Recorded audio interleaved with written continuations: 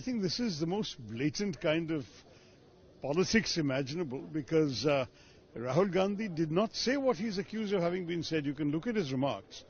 He specified that this is a problem for us in India. We will solve it internally. He specifically said that we're not asking anyone else to do anything. We're only asking you to be aware because Indian democracy is a global public good. I don't see anything here that he needs to apologize for.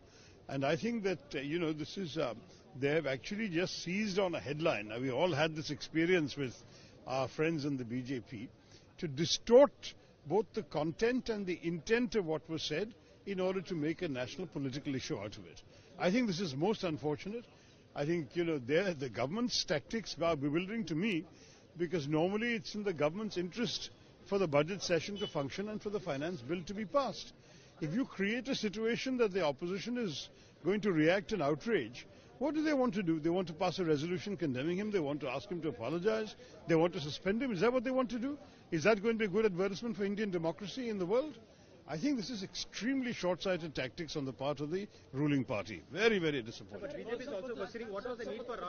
राज्य मुख्यालयों पर आंदोलन किया गया है और आंदोलन का जो मुख्य बिंदु है क्रॉनी कैपिटलिज्म, प्रदेशों में महंगाई, बेरोजगारी, अन्याय, अत्याचार और हाल ही में होली के पहले जो तोहफा दिया है इसे उत्तर प्रदेश की सरकार ने 50 रुपए प्रति सिलेंडर, घरेलू सिलेंडर पर सीधे 50 रुपए बढ़ाए हैं, 350 रुपए कॉमर्शियल पे बढ़ाए हैं और जो रोजमर्रा की घरेलू चीजें हैं उन पर जिस तरीके की महंगाई आई है, इन सबको लेकर के प्रदेश की जनता ने होली के पहले दिए हुए महंगाई के तोहफे को वापस करने का मन बना लिया है।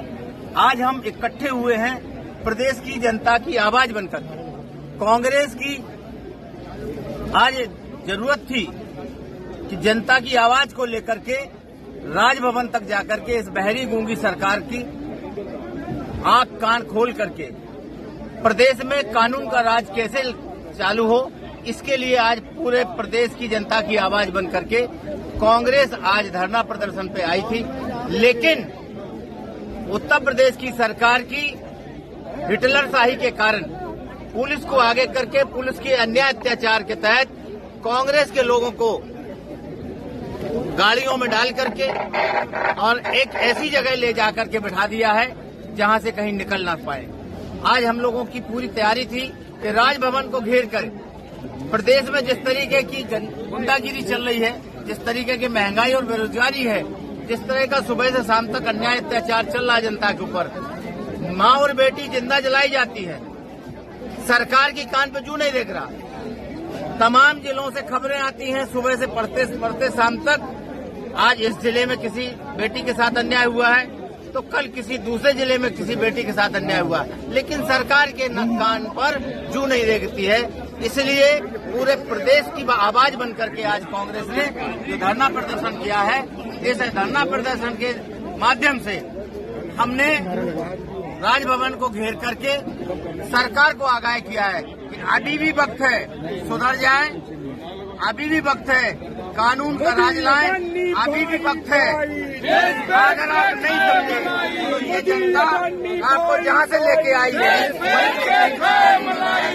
अडानी भाई भाई,